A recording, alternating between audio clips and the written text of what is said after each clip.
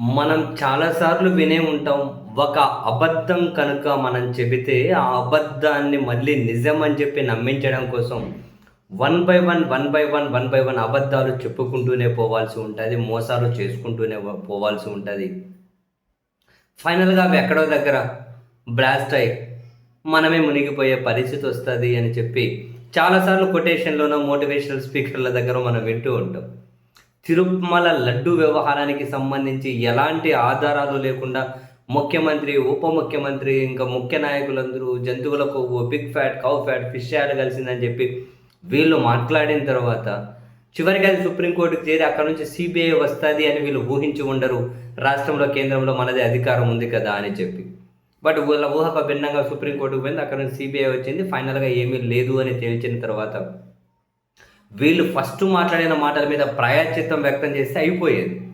కానీ ఆ మాటలు మళ్ళీ మళ్ళీ నిజమే అని చెప్పడం కోసం రకరకాల ప్రయత్నాలు వీళ్ళు చేస్తూ ఉండడం, రకరకాలుగా దాడి చేస్తూ ఉండడం, చివరికి టీటీడీ ఈవోగా ఉన్నటువంటి అనిల్ కుమార్ సింఘాల్‌ని పంపించేసి, ఈ ప్రభుత్వానికి చాలా దగ్గరగా ఉండే ముఖ్యమంత్రి కార్యాలయంలో పనిచేసే ముద్దడ రవిచంద్ర అనే అధికారిని తీసుకొచ్చి ఇన్ఛార్జ్ ఇచ్చి, ఆయన వచ్చి రావడంతోనే పని మొదలుపెట్టారు అని తాజాగా టీటీడీ మాజీ చైర్మన్, వైసీపీ సీనియర్ నేత భూమన కరుణాకర్ రెడ్డి గారి మీడియా సమావేశం ద్వారా జనానికి అర్థమైంది.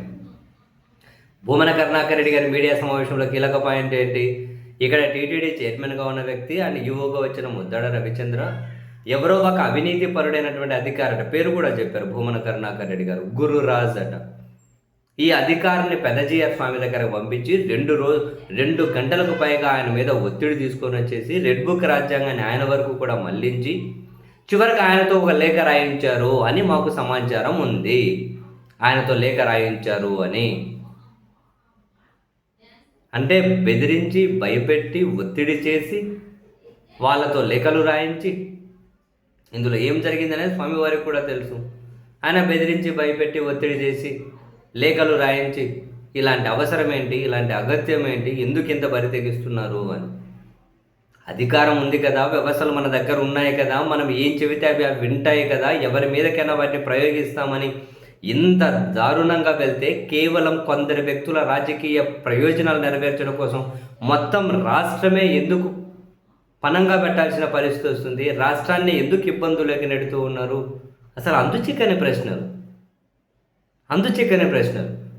క్లియర్గా ఏం చెప్పింది సిబిఐ సిట్ కూడా? అటువంటి జంతువులకు అనే మాటే లేదు. సరే, గీ అప్ టు ద మార్క్ లేదు, పామాయిల్ కలిసింది, అవి ఇవి కొన్ని కలిసే అన్నారు. దాది కూడా ఇక్కడ ఉన్నటువంటి కొందరు టెక్నికల్ అధికారులు, ఆ డైరీకి సంబంధించి ఆ సరఫరా చేసి అక్కడ కొందరు అధికారులు, వీళ్ళు మాత్రమే కుమ్మక్కై చేశారు, ఎలాంటి రాజకీయ నాయకులకు సంబంధం లేదు అని క్లియర్ కట్గా సిబిఐ సిట్టే చెప్పిన తర్వాత అవి కూడా తప్పు చేసి ఉంటే అది కూడా వాళ్ళని చట్ట ప్రకారం శిక్షించాలి. ఇక తిరుమల లడ్డూను ఈ వార్తల్లోకి తీసుకురాకూడదు, అది ధర్మం. కానీ వీళ్ళు ఏం చేస్తున్నారు? చివరికి అలా బెదిరించి కూడా లేఖలు రాయించుకొని ఫైనల్గా ఎందుకు ఇదంతా? ఎవరిని అరెస్ట్ చేయాలి కూడా తీసుకెళ్ళి జైల్లో పడేది ఎందుకు? ఇదంతా కూడా సాక్ష్యాల ఆధారాలతో ఏం పని ఉంది? కానీ వాటితో ఏం పని ఉంది? కానీ అట్లంటే కుదరదు మనకు. మనం ఏదైనా దీన్ని పదే జగన్ వైసీపీ అని ఏదో ఒక మతాన్ని రెచ్చగొట్టాలి, అదొకటే వీళ్ళకి ఆప్షన్ ఉన్నట్టుంది. నెక్స్ట్ ఎన్నికలకు అదొక్కటే ఆప్షన్గా అనిపిస్తున్నట్లుంది. బాబోయ్, ఇంత ప్రమాదకరమైన రాజకీయాలు చేస్తారా?